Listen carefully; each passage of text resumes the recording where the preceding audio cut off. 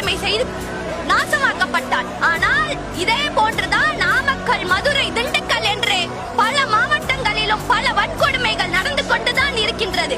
பேனா சிலைகள் வைக்க நேரமுள்ள அரசுக்கு எங்கே பெண்கள் வன்கொடுமைகளை தடுக்க நேரம் உள்ளது என்றுதான் நான் கேள்வி கேட்பேன். கட்டடத்துக்கெல்லாம் கருணாநிதி அவர்களுடைய பெயர். சரி, 5 வருஷம் பேசி பேசி அரசு ஆண்டுட்டீங்க, பேர் வச்சுக்கோங்கலாம். சென்னை பக்கத்துல இருக்க செஞ்சின்ற ஒரு கிராமத்திலையும் அங்க இருக்கிற பேருந்து நிலையத்திலையும் கலைஞர் கருணாநிதியினுடைய தாயார் அஞ்சுகம் அம்மாளுடைய பெயர், நம்முடைய முதலமைச்சர் ஸ்டாலின் அவர்களுடைய பாட்டி அஞ்சுகம் அம்மாளுடைய பெயரை பேருந்து நிலையத்திற்கு வைத்துள்ளனர். இப்ப நான் என்ன கேக்குறேன்னா, அஞ்சுகம் அம்மாள் கலைஞர் கருணாநிதியை பெற்றெடுத்த சோதனையை தவிர செய்த சாதனை என்ன என்பதுதான் என்னுடைய கேள்வியாக உள்ளது. அப்படிப்பட்ட தாயாருக்கு ஏன் பேருந்து நிலையத்தில் பெயர் வைக்கிறீர்கள்?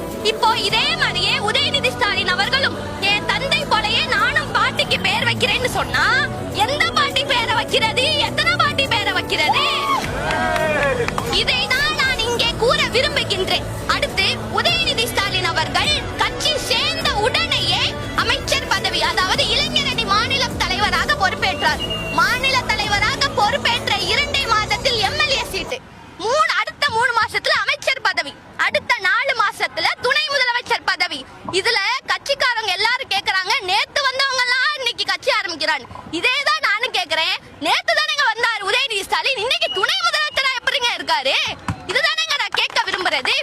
இதை மாற்றுறதுக்காக தான் எங்களுடைய தளபதி அவர்கள் கட்சி ஆரம்பித்து மக்களுக்காக பல பணிகளை செய்து கொண்டு வருகின்றார். ஏழை பெண்களுக்கும் பாமர பெண்களுக்கும் பல திட்டங்களை வகுக்க உள்ளார். பெண்களுக்கு என்ன வேணும்? நீதியும் வேணும், நிதியும் வேணும். ஆனா இப்ப இருக்க அரசுல நீதியும் ஒரே குடும்பத்துலதான் இருக்கே தவிர ஊர்ல இருக்க யாரு குடும்பத்திலயுமே கிடையாது. இது